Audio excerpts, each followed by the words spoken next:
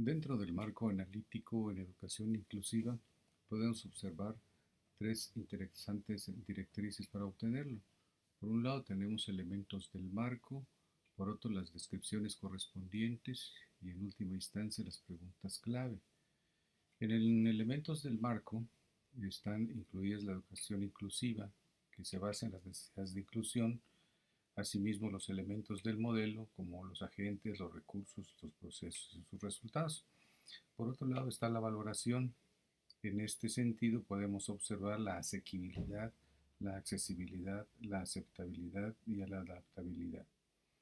Para la descripción en cuanto a la educación inclusiva y sus necesidades de inclusión, observamos que hay una escasa valoración de la diversidad, no se eliminan o minimizan las barreras para el aprendizaje y participación MAPS de todos los alumnos. No se establece con los docentes desafíos individuales y de pequeños grupos para la inclusión y participación de alumnos con discapacidad, dificultades severas de conducta, comunicación o aprendizaje, así como aptitudes sobresalientes en situaciones que propicien el aprendizaje en lenguaje oral y escrito. No se reconoce que la asesoría implica el respeto y la promoción de los derechos humanos y de los derechos de la niñez y de la adolescencia. No se desarrolla la función de asesoría con apego a los principios filosóficos establecidos en el artículo tercero constitucional. Se observa una escasa consideración en el ejercicio de ser estudiante de los principales factores que favorecen el derecho de los alumnos a recibir una educación de calidad en la diversidad. Por otro lado, falta de información de los docentes por el tipo de discapacidad del alumno con necesidades educativas especiales, sus dificultades y potencialidades. Los asesores técnico-pedagógicos y docentes difícilmente buscan información y orientación sobre cómo trabajar en el aula con alumnos con discapacidad.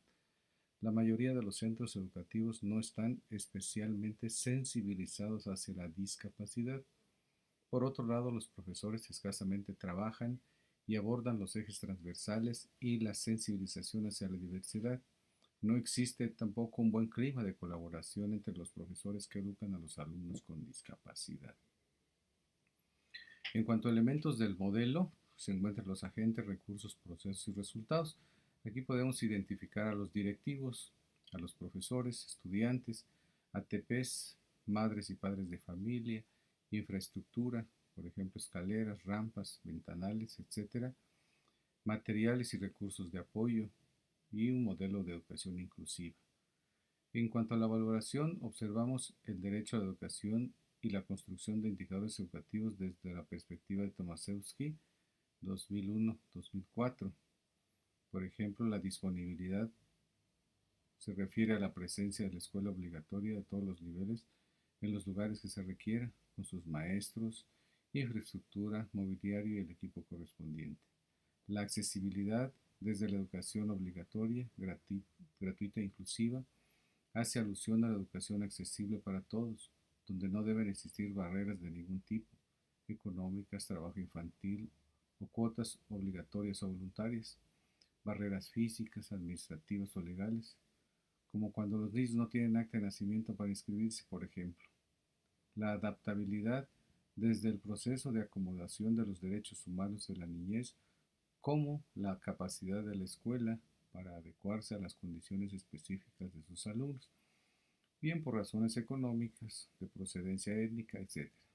En cuanto a la aceptabilidad, desde la educación con calidad y desde los planes y programas de estudio, métodos de enseñanza y aprendizaje que deben ser modificados para tener una educación aceptable para todos, donde los alumnos y padres de familia puedan sentirse contentos con el servicio que les brinda la escuela.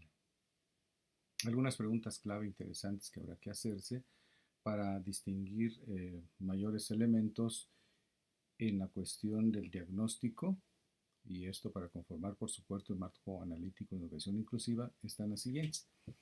La educación inclusiva está implícita en el modelo educativo 2013 y 2019. ¿Quiénes son los estudiantes? Los ATPs promueven la educación inclusiva. ¿Cómo fomentar acciones de la educación inclusiva en la escuela y el aula? Los profesores poseen competencias teóricas y metodológicas para atender a estudiantes con VAPS. Las escuelas son promotoras de la educación inclusiva. cómo trabajar los ejes transversales de la educación inclusiva en el aula. Eso está dentro de las necesidades de inclusión como elemento marco. Otras preguntas clave que están dentro de elementos del modelo, como que son los agentes, recursos, procesos y resultados, están quiénes son los docentes, directivos y ATPs, cuál es su procedencia, qué rol juegan en cada ámbito de competencia, a qué tipo de estudiantes se les debe brindar acceso a la inclusión educativa, cuál es el papel de los padres de familia para crear y recrear un ambiente inclusivo en casa y la escuela, qué infraestructura se necesita en la escuela y el aula para facilitar el aprendizaje a los alumnos con alguna discapacidad, cuál será el mejor modelo de educación inclusiva que se adapta a los requerimientos de los alumnos y el contexto.